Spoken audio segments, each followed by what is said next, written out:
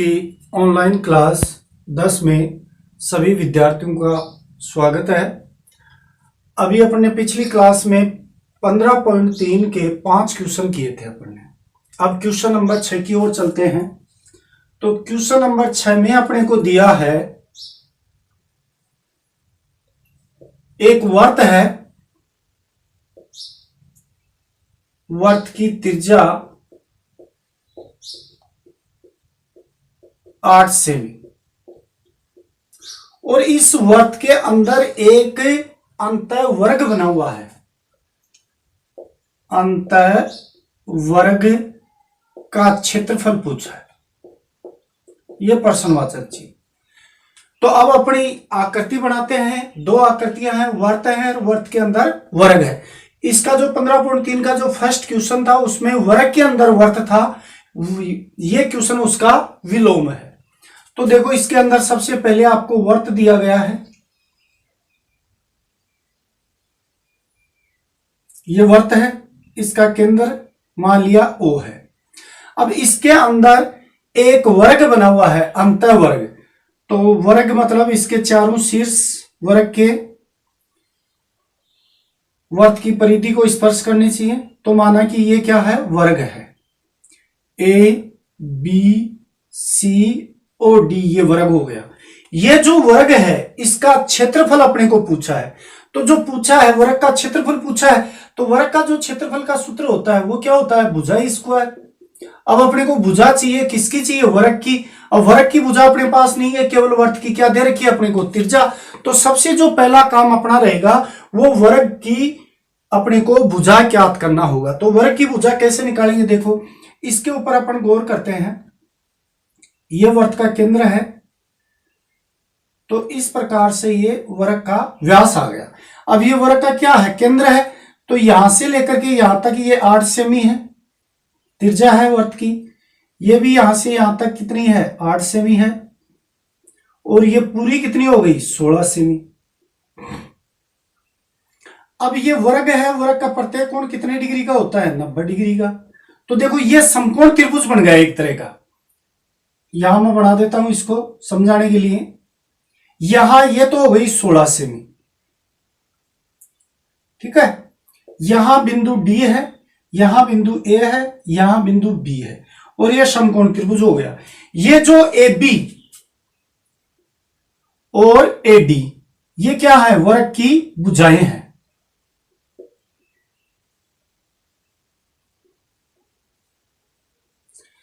अब देखो माना कि वर्ग की जो भुजा है, तो अपन लिखेंगे माना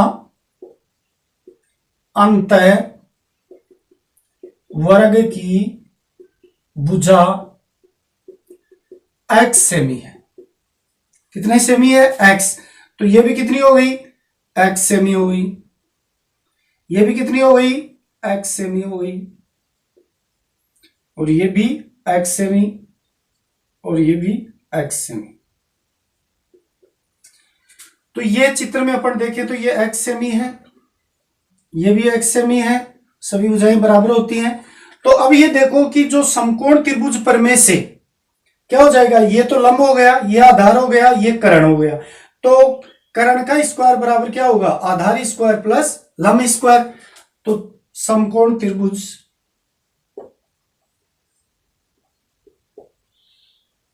कौन सी है, DAB में DB स्क्वायर बराबर AB square plus DA square. ये समकोण त्रिभुज जो प्रमेय है उस हिसाब से आ गया। कर्ण का स्क्वायर बराबर आधार का स्क्वायर प्लस लंब स्क्वायर। तो देखो अब मान रखेंगे DB कितनी है, 16 का स्क्वायर, ये अपन ने x मान लिया, x का स्क्वायर प्लस DA भी x मानी है, x का स्क्वायर बराबर x स्क्वायर कितने x स्क्वायर हो गए, 2x स्क्वायर। अब अपने को तो x का मान निकालना है, तो 256/2 इसका क्या लग जाएगा, भाग। और ये x स्क्वायर 256 में 2 का भाग दिया 128 बराबर x स्क्वायर। अब x का मान निकालना है तो रूट 128 बराबर एक्स। अब अपने को x का मान कितना आया, √128, अर्थात x अपने पास क्या है, वर्ग की भुजा, अर्थात अंतः वर्ग की भुजा √128 सेमी होगी। अब देखो अंतः वर्ग की भुजा अपने पास आ गई, भुजा आ गई तो अपन क्षेत्रफल आराम से निकाल सकते हैं। तो देखो क्या करना है,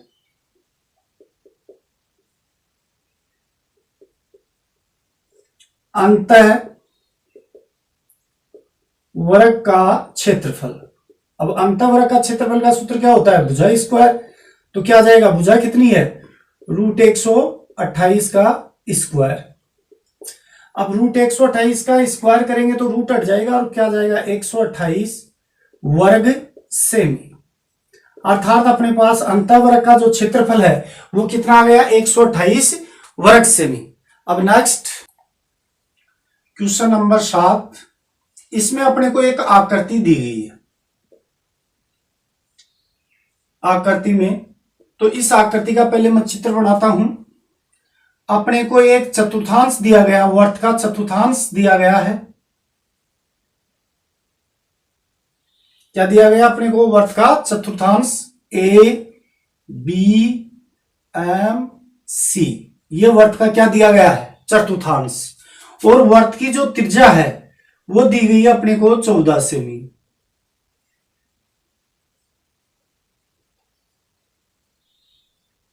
तो दिया है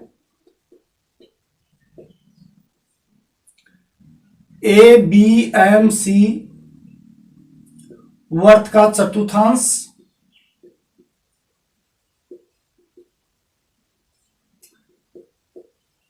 जिसकी त्रिज्या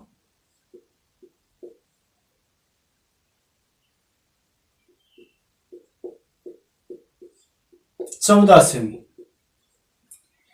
साथ ही साथ अपने को और क्या दिया गया है, BC को व्यास मान करके, ये जो BC है इसको व्यास मान करके एक अर्धवर्त खींचा गया है। BC को व्यास मान करके क्या खींचा गया है, एक अर्धवर्त। तो अपन लिखेंगे BC को व्यास मानकर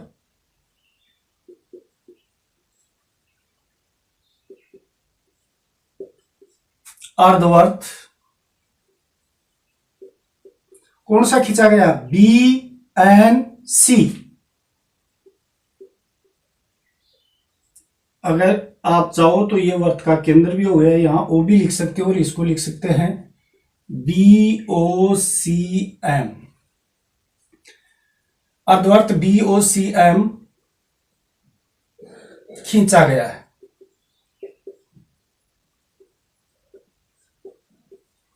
अब अपने को छायांकित भाग दिया गया है ये वाला। तो छायांकित भाग का क्षेत्रफल अपने को पूछा है।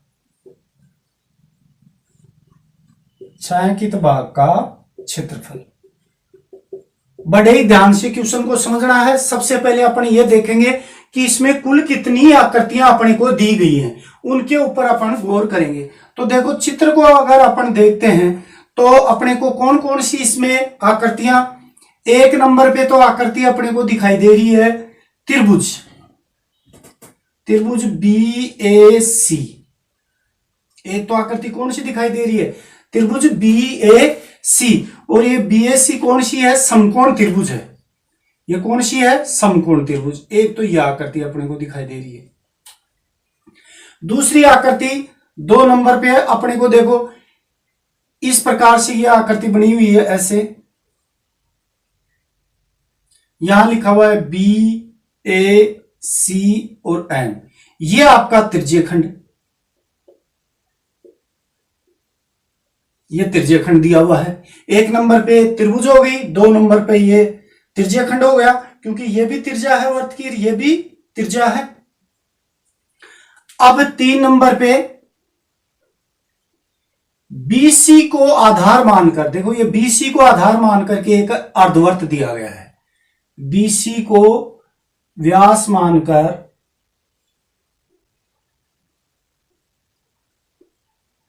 अर्धवर्त, अब ये तीन आकृतियां अपने को इसमें दिखाई दे रही हैं और तीनों आकृतियों को मिला करके एक आकृति बना दी। वही अपना टॉपिक है कि दो या दो से अधिक आकृतियों को संयोजन करके जोड़ करके जो नई आकृति बनती है, नई आकृति का क्षेत्रफल अपने को बताना है। तो इसमें अपने को छायांकित भाग का क्षेत्रफल निकालना है। तो देखो वैसे अगर इसमें अपन देखें तो इन सबका अपने को क्षेत्रफल निकालना आना चाहिए। इन सबका पहले क्षेत्रफल निकालेंगे तीनों का और फिर छायांकित भाग देखेंगे कि किस प्रकार से निकाला जाएगा। तो सबसे पहले देखो अपन देखते हैं कि प्रत्येक का निकालने के लिए अपने को किन किन बातों की आवश्यकता है, वो बातें क्वेश्चन में अवेलेबल हैं या नहीं है तो उनको सबसे पहले अपन ज्ञात करेंगे। तो देखो सबसे पहले समकोण त्रिभुज की अगर अपन बात करें तो समकोण त्रिभुज का क्षेत्रफल का सूत्र होता है 1/2 आधार गुणा ऊंचाई। तो आधार अपने पास है 14 सेमी और ऊंचाई भी अपने पास है 14 सेमी। तो इसका निकालने के लिए अपने को किसी चीज की आवश्यकता नहीं है, अपने पास क्वेश्चन में सब कुछ दिया हुआ है। अब आ जाओ त्रिज्यखंड। त्रिज्यखंड का जो सूत्र होता है वो होता है पाई आर स्क्वायर थीटा बटे 360। अब देखो चूंकि ये त्रिज्यखंड है तो ये 14 और ये 14, त्रिज्या इसकी 14 हो गई, आर 14 आ गया, थीटा 90 डिग्री हो गया। ये कितने डिग्री का एंगल है यहाँ 90 डिग्री। तो इसको भी निकालने के लिए अपने को किसी चीज की आवश्यकता नहीं है, सारी की सारी बातें अपने को क्वेश्चन में दी गई है। अब 3 नंबर पे जो आता है बीसी को व्यास मान करके अर्धवर्त खींचा गया है। तो ये बीसी को व्यास मान करके एक अर्धवर्त खींचा गया है। इसे ये बीसी है, बिंदु बी और सी, इस प्रकार से एक अर्धवर्त खींचा गया है, यहां एन लिखा हुआ है। तो ये इस अर्धवर्त का निकालने के लिए अपने को त्रिज्या की आवश्यकता होगी। किसकी आवश्यकता होगी? त्रिज्या की। अब त्रिज्या कहां से आएगी? बीसी व्यास है तो बीसी का मान पता होना चाहिए और व्यास की आधी क्या होती है? त्रिज्या। तो ये अपने को सबसे पहले बीसी का मान निकालना पड़ेगा और बीसी का आधा करना पड़ेगा, तब अपने पास ये अर्धवर्त का क्षेत्रफल निकाल सकते हैं। तो देखो यहां मैं समझाता हूं।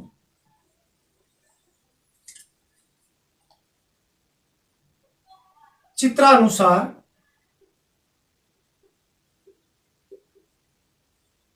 बीसी बनाओ आप। देखो इस प्रकार से चित्र बना हुआ है आपका। यहां बिंदु बी लिखा हुआ है, यहां बिंदु सी लिखा हुआ है, यहां बिंदु ए लिखा हुआ है। ये यहां से यहां तक आपकी 14 सेमी दी हुई है और ये भी आपको 14 सेमी दी हुई है और ये अपने को पता करनी है। और ये आपकी समकोण त्रिभुज है 90 डिग्री। तो बीसी क्या हो गया? कर्ण हो गया, क्योंकि समकोण त्रिभुज में समकोण कोण के सामने की जो भुजा होती है वो क्या होती है? कर्ण। तो कर्ण का मतलब बीसी, इससे क्या हो जाएगा? क्या सूत्र आएगा अपने पास? बीसी स्क्वायर बराबर क्या हो गया? बी ए स्क्वायर प्लस ए सी स्क्वायर। ये निष्कर्ष आ गए, प्रमेय से, थ्योरम से है ये।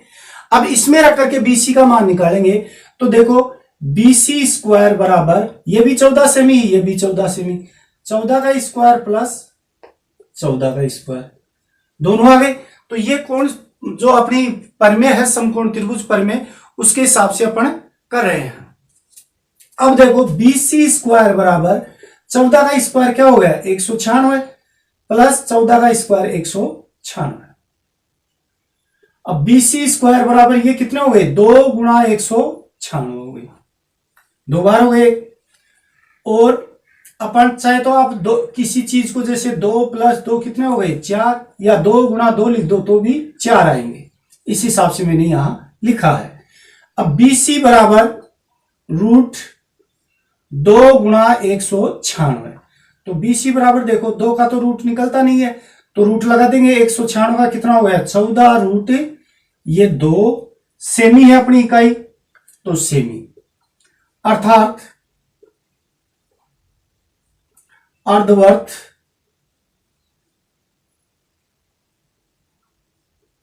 का व्यास बीसी बराबर 14 रूट 2 सेमी।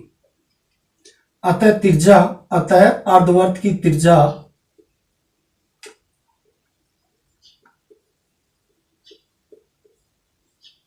अर्धवर्त की त्रिज्या अपन कैपिटल आर मान लेंगे। 14 रूट 2 में कितने का भाग दे दिया? 2 कार अपने पास आ गई, 7 रूट 2 सेमी। अब अपन को तीनों आकृतियों का क्षेत्रफल निकालेंगे अलग अलग, और फिर अपन देखेंगे कि छायांकित भाग का कैसे निकालना है। तो देखो चित्रानुसार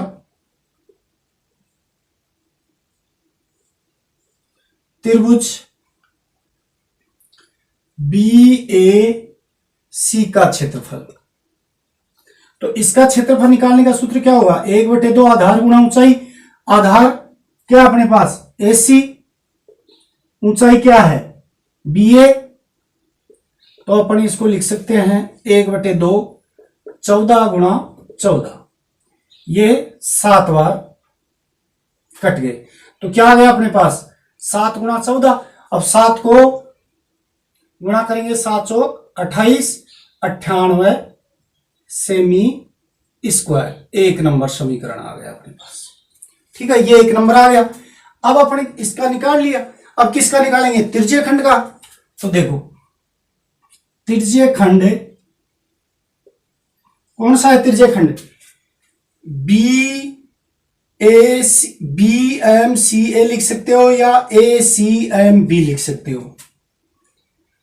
तो अपन लिख दिया अपन ने BACM या BAC लिख सकते हो, ये ACMB का क्षेत्रफल। अब जो त्रिज्यीय खंड हुआ ये, अब इस त्रिज्यीय खंड का क्षेत्रफल का सूत्र क्या होता है, πr² थीटा बटे 360। अब इसमें रखेंगे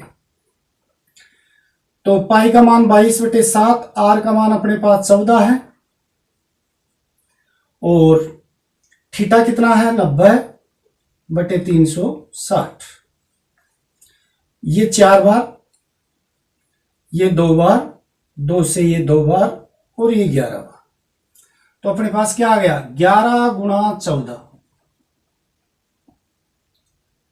11 गुणा 14 आ गए। अब 11 को 14 से गुणा किया तो देखो 14 14 154 आ जाएंगे,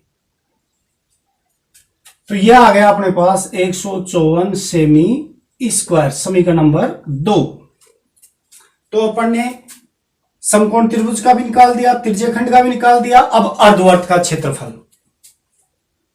ये अपन ने 1 नंबर का निकाला, ये अपन ने 2 नंबर का निकाला, और ये अपन ने 3 नंबर का। अर्धवर्त का क्षेत्रफल, अब देखो अर्धवर्त का क्षेत्रफल पूरे वर्त का क्षेत्रफल πr² होता है, अर्धवर्त का क्या हो जाएगा बटे 2। अब मान रखेंगे, पाई का मान कितना आ गया 22/2, ये 1/2, तो 1/2 तो पहले लगा दिया, और ये 22/7। आर का मान देखो, इसमें आर का मान ये काम में आएगा, कौन सा 7√2, 7√2, क्योंकि इसमें BC को क्या माना है आधार माना है, 7√2 गुणा 7√2। अब देखो 7 से तो 7 कट गई, ये जो 2 हैं वो √2 को √2 से गुणा करने पर 2 जाएंगे, तो 2 कट गए, तो क्या बच गया ऊपर, ऊपर तो बच गया 22 गुणा 7, तो कितने आ गए 154 सेमी स्क्वायर, समीकरण नंबर 3। अब अपने पास तीनों समीकरण प्राप्त हो गए। अब अपन छायांकित भाग का क्षेत्रफल निकालेंगे। तो छायांकित भाग का क्षेत्रफल निकालने के लिए देखो, छायांकित भाग का क्षेत्रफल, अब चित्र में देखो छायांकित भाग का क्षेत्रफल निकालने के लिए, ये इस आकृति के ऊपर गौर करो, यहां से यहां तक त्रिज्यीय खंड है। अगर त्रिज्यीय खंड में से इस त्रिभुज का घटा दें तो इसका जो खाली भाग है, ये प्रश्नवाचक चिन्ह लगा हुआ है, इस आकृति का आ जाएगा। किस आकृति का, BOCM का आ जाएगा। अब BOCM का आ जाएगा, तो अपन क्या करेंगे फिर, अब अर्धवर्त में से फिर इस आकृति का घटा देंगे, इस ये जो खाली प्रश्नवाचक चिन्ह है, तो इस छायांकित भाग का क्षेत्रफल आ जाएगा। तो सबसे पहले छायांकित भाग का क्षेत्रफल निकालने के लिए क्या आएगा, अर्धवर्त का क्षेत्रफल,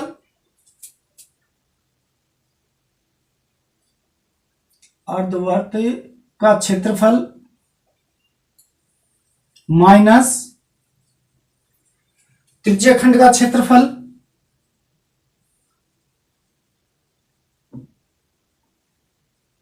माइनस त्रिभुज का क्षेत्रफल।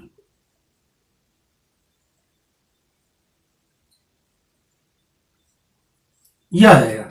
तो समीकरण 1, 2 व 3 से अर्धवर्त का क्षेत्रफल कितना है अपने पास 154 माइनस त्रिज्य खंड का कितना है, देखो त्रिज्य खंड 2 नंबर पे आएगा 154 माइनस त्रिभुज का कितना है 98, यह आ गया। अब अपन 154 तो ये आ गए माइनस 154 में से 98 गए तो कितने बच गए 56। अब 154 में से 56 गए तो कितने बच गए 98 सेमी स्क्वायर। अर्थात अपने पास इसका जो क्षेत्रफल है छायांकित भाग का जो क्षेत्रफल है वो आ गया 98 सेमी स्क्वायर। इस क्वेश्चन में 3 आकृतियां, थोड़ा ढंग से समझना है इसको, दोबारा इसको देख लेना है, फिर भी कोई दिक्कत आती है तो आप मेरे से पूछ सकते हैं। नेक्स्ट क्वेश्चन नंबर 8, इसमें अपने को दिया है आकृति।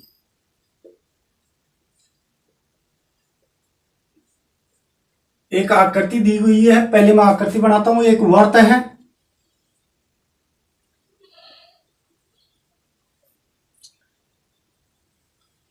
ये वर्त का व्यास है ए बी, ये वर्त का केंद्र है, परिधि पर कोई बिंदु सी स्थित है, ये ए सी है और ये बी सी है।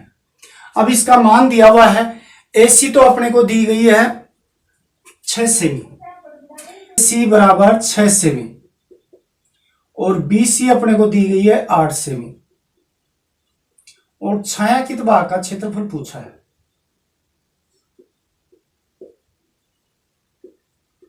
यह प्रश्नवाचक चिन्ह। अब देखो मान यहां रखेंगे, एसी कितनी है 6 सेमी और ये कितनी है 8 सेमी, और ये वर्त की त्रिज्या ओ यहां तक ए ओ त्रिज्या है और ओ बी भी क्या है त्रिज्या, और ए बी क्या है वर्त का व्यास, वर्त का व्यास। छायांकित भाग ये है,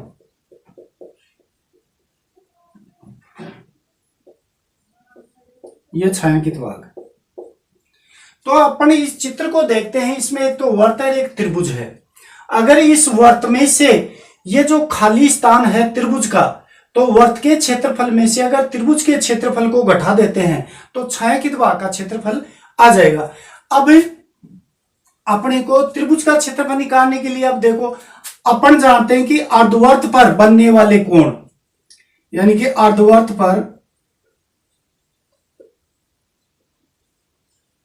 बनने वाले कोण समकोण होते हैं।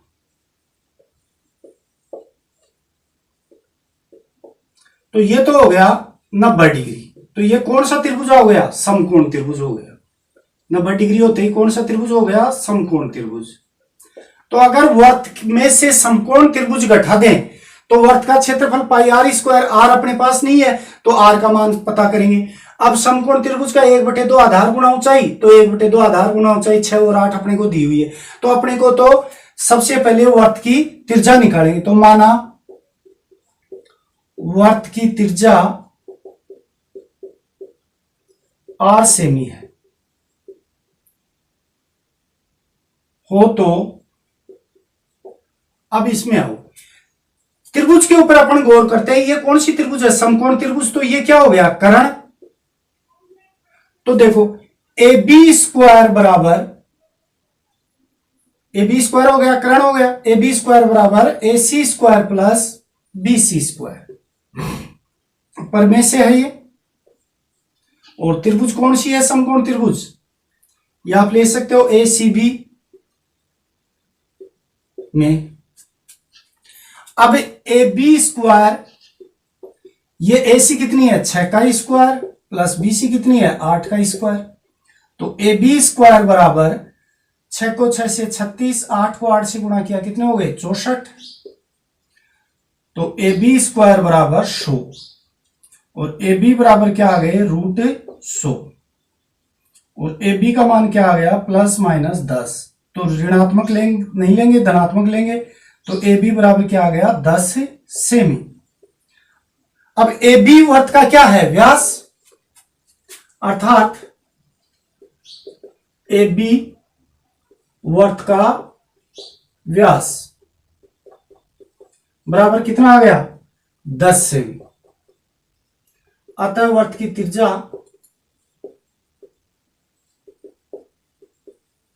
आर मानी है, आर बराबर 5 सेमी। अब अपने पास आर का मान भी आ गया, समकोण त्रिभुज की भुजाएं अपने पास हैं, तो छायांकित भाग का क्षेत्रफल निकालेंगे। ज्ञात करना है छायांकित भाग का क्षेत्रफल।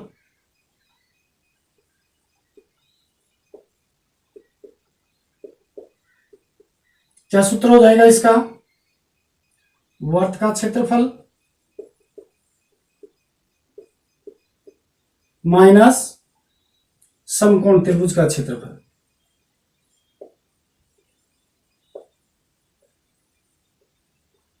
क्षेत्रफल तो देखो, वर्त का क्षेत्रफल का सूत्र पाई आर स्क्वायर माइनस इसका 1/2 आधार, आधार और लंब किसी को भी अपन मान सकते हैं, तो AC गुणा BC,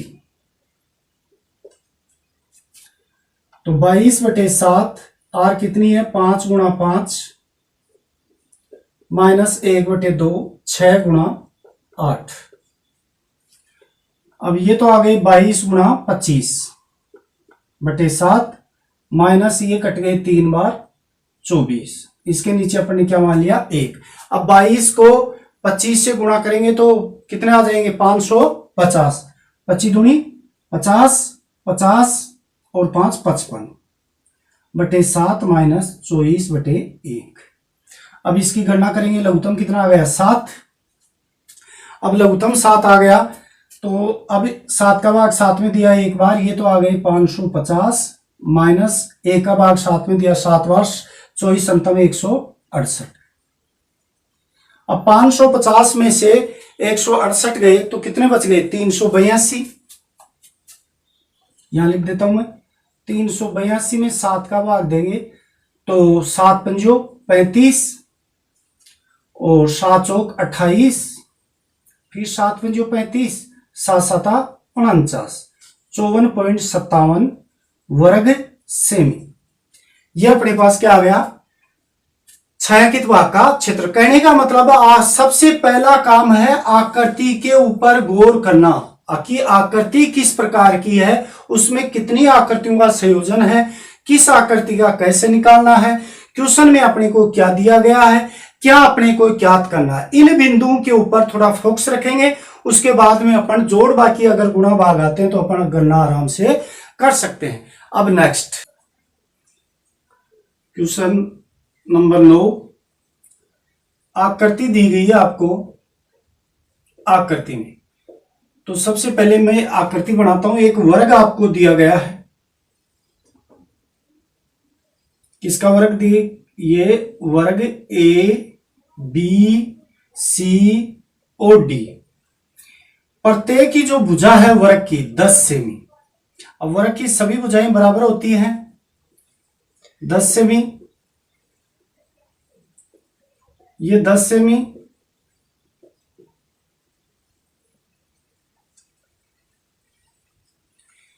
तो अपने को दिया गया है वर्ग, और वर्ग की भुजा अपने को दी गई है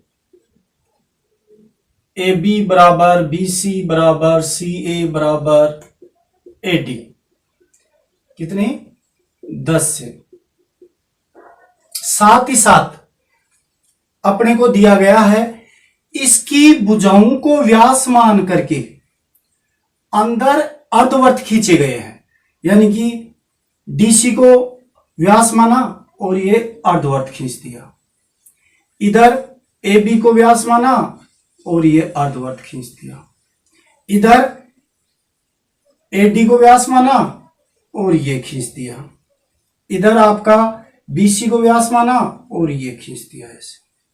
तो यह आकृति बन गई आपकी। और ये जो छायांकित भाग है, इस छायांकित भाग का क्षेत्रफल निकालना, मतलब ये एक प्रकार की डिजाइन तैयार हो गई।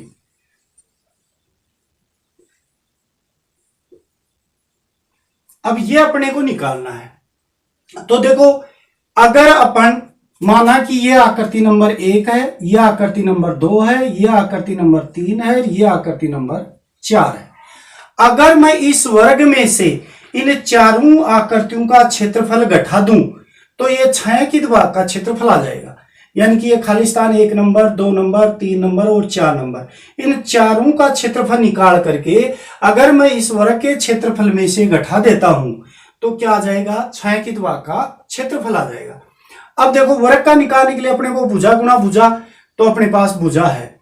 अर्धवर्त का निकालने के लिए अपने को आर की आवश्यकता है, तो आधार मतलब व्यास क्या है, वर्ग की भुजा, तो अपन वर्त का व्यास बराबर वर्ग की भुजा। तो वर्त का व्यास वर्ग की भुजा कितनी हो गई, 10 सेमी, अर्थात वर्त की त्रिज्या आर मान लिए अपन ने 10 सेमी। अब अपने को छायांकित भाग का क्षेत्रफल निकालना है, तो देखो मैं सूत्र लिख रहा हूं यहां, छायांकित भाग का क्षेत्रफल। ये कोई फिक्स सूत्र नहीं होते हैं, ये अपन चित्र के अनुसार सूत्र बनते हैं। तो ए बी सी डी वर्ग का क्षेत्रफल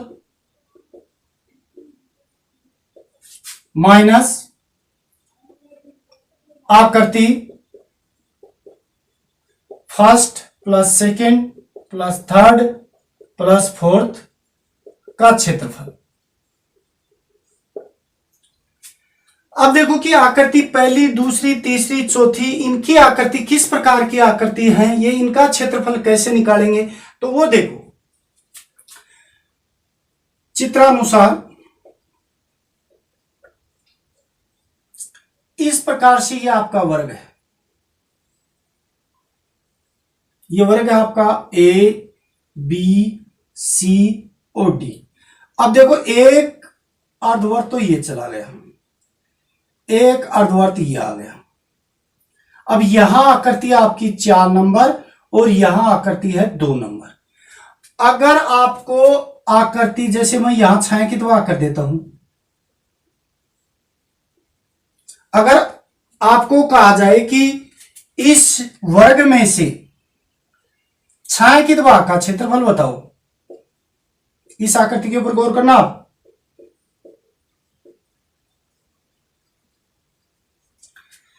तो ये क्या है, अर्धवर्त है, ये क्या है, अर्धवर्त, ये भी क्या है, अर्धवर्त। तो अपने को अगर पूरे वर्ग में से अर्धवर्त, अर्धवर्त, आधा वर्त और आधा वर्त, दोनों वर्त क्या है, समान है, क्योंकि भुजाएं सभी वर्ग की सभी भुजाएं समान होती हैं, तो त्रिज्या सबकी समान है। तो आधा वर्त और आधा वर्त क्या हो गया, पूरा वर्त हो गया। तो अगर इस वर्ग में से इस आधे का और इस आधे का जोड़ करके मैं घटा दूं तो आकृति 4 और 2 का आ जाएगा। तो देखो इस चित्र के अनुसार आकृति कौन सी, 4 प्लस 2 का, 4 और 2 का क्षेत्रफल, ए बी सी डी वर्ग का क्षेत्रफल माइनस 2 गुणा अर्धवर्त का क्षेत्रफल, अर्धवर्तों का क्षेत्रफल। एबीसीडी भुजा स्क्वायर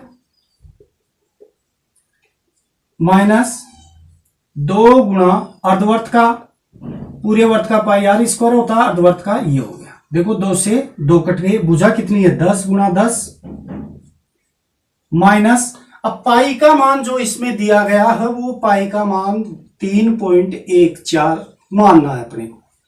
तो पाई की जगह अपन कितना लिखेंगे, 3.14। आर कितनी आ गई अपने पास, आर 10 से मिला करके आर कितनी रहेगी, ये 10/2 5 से। तो 3.14 गुणा 5 गुणा 5, तो इसको 10 को 10 से गुणा किया 100, 3.14 गुणा 25, और यह आ गए 100।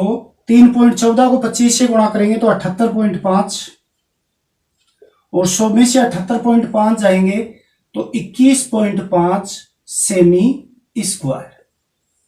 किन आकृतियों का आया यह आकृति नंबर 4 और आकृति नंबर 2 का कितना क्षेत्रफल आया? 21.5। इसी प्रकार यानी कि यह आकृति सेम है, यह आकृति दोनों का योग, इन दोनों का योग और इन दोनों का योग आपस में क्षेत्रफल में बराबर है। हम जानते हैं चित्रानुसार आकृति 4 + 2 का क्षेत्रफल बराबर आकृति 3 + 1 का क्षेत्रफल, ये बराबर होते हैं। तो इसका क्षेत्रफल कितना आया अपने पास? 21.5। तो इसका भी क्षेत्रफल अपने पास कितना आएगा? 21.5 वर्ग सेमी, वर्ग सेमी। अब अपने को ये जो अपना सूत्र लिखा है छायांकित भाग का, इस सूत्र में इन मानों को रखेंगे। तो समीकरण 1 से एबीसीडी का क्षेत्रफल भुजा स्क्वायर मतलब 10 गुणा 10 माइनस आकृति 1, 2, 3, 4 का क्षेत्रफल, तो 21.5 + 21.5, तो 100, 10 को 10 से गुणा किया कितना है? 100 माइनस 21, 42, 43। अब 100 में से 43 गए तो कितने बच गए? ये आप सभी जानते हैं, 100 में से 43 गए तो कितने बचे?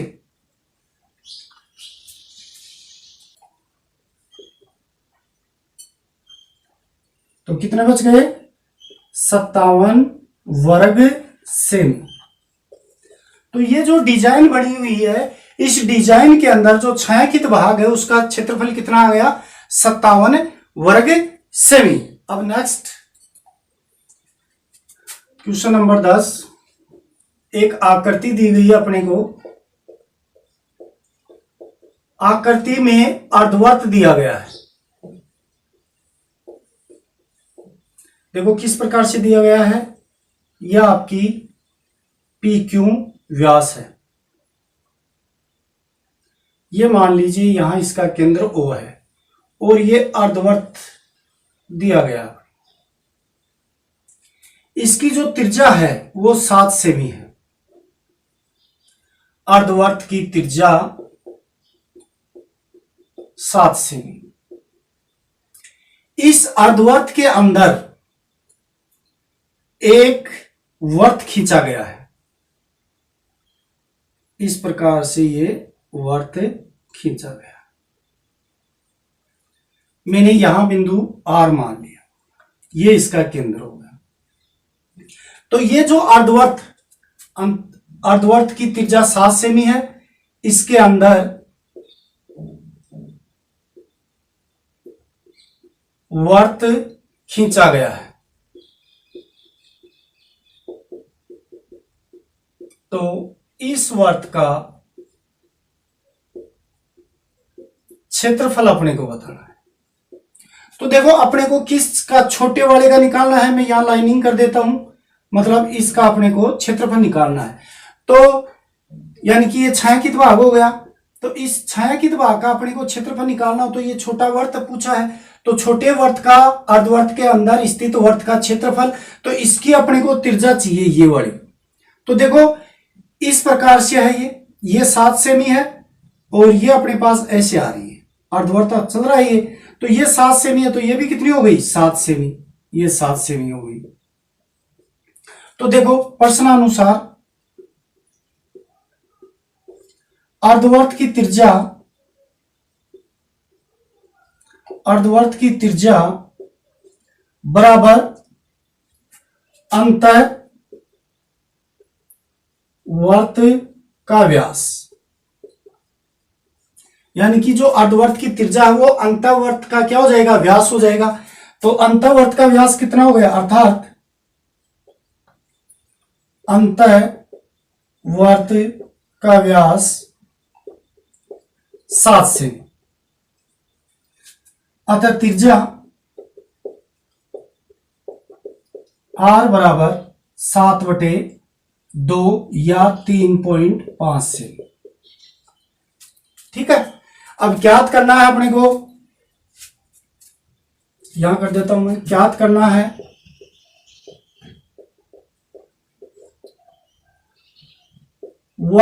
अंतःवर्त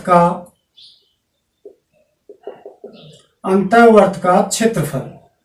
तो अंतःवर्त का क्षेत्रफल का सूत्र वही पाई आर स्क्वायर 22/7, आर कितनी है 3.5 गुणा 3.5, दशमलव उठा देंगे अगली स्टेप में, 22/7 गुणा 35/10 गुणा 35/10, 7 पंजो 35, 5 दूनी 10, 2 से 11 बार, 11 गुणा 35/10। अब 11 को 35 से गुणा कर लेंगे, 35 को 11 से गुणा किया तो 35, 35, 5, 8, 3, 385/10, तो अपने पास कितना आ गया 38.5 वर्ग सेमी। यह क्षेत्रफल आ गया किसका, छोटे वर्त का।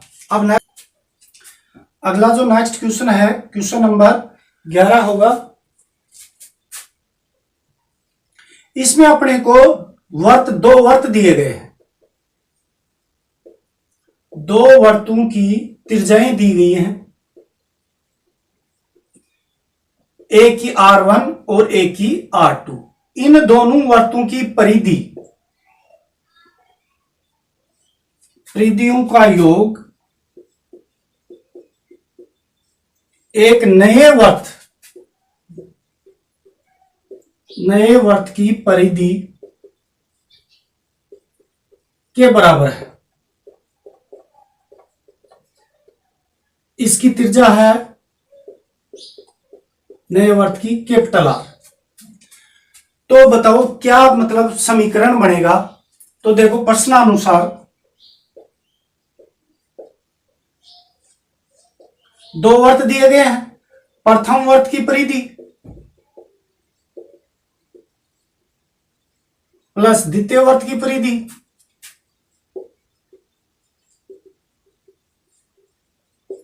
बराबर नए वर्त की परिधि।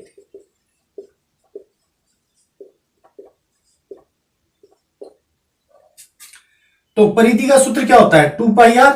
अब r इसमें r1 है तो 2πr प्लस 2πr बराबर 2πr, ये सूत्र हो गए। अब यहां तो क्या आ जाएगा r की जगह 2πr1 प्लस 2πr2 और यहां क्या आ जाएगा 2πr। ये अपने को क्वेश्चन से अपन ने मान ले लिया कि r1 और R2 का मान यह है और ये R का मान है। अब देखो इन दोनों में क्या कॉमन आ रहा है, 2π कॉमन आ गया, क्या बच गया R1 प्लस R2 और यहां आ गया 2πr। 2π से 2π कट गया और संबंध क्या आ गया R1 प्लस R2 बराबर R। ये संबंध अपने पास आ गया है। अब देखो अगला जो क्वेश्चन है 12वां, तो जो अपन ने 15.3 का जो फर्स्ट क्वेश्चन किया था वो का वही ये क्वेश्चन है, यानी कि 15.3 का जो पहला क्वेश्चन था वही क्वेश्चन नंबर 12 है। तो वो मैं पहले आपको समझा चुका हूं। इस प्रकार से ये जो 15वीं यूनिट है वो कंप्लीट हो चुकी है। एग्जाम्पल मैंने करवाए हैं, थ्योरी आपको मैंने बताई है, हर क्वेश्चन आपको करवाया गया है, छोटी छोटी बातों को सम्मिलित करके इसको बताया गया है। फिर भी ऑफलाइन क्लास एक अलग टाइप की क्लास होती है, ऑनलाइन क्लास एक अलग मैटर होता है। तो जब अपनी स्कूलें खुलेंगी तब इनमें छोटी छोटी बातों को और सम्मिलित करके जब रिवीजन करवाया जाएगा तो और भी अच्छी तरीके से आपको बता दिया जाएगा। फिर भी अगर आपको कोई समस्या आती है कोई दिक्कत आती है तो आप मेरे से डायरेक्ट जुड़ सकते हैं। लेकिन मेन बात है, इसको बार बार वीडियो को देखो, बार बार क्वेश्चन निकालो, कोई समस्या आती है तो उसका समाधान करने की कोशिश करो। फिर भी आपकी कोई दिक्कत है तो मेरे से आप डायरेक्ट जुड़ सकते हैं। धन्यवाद।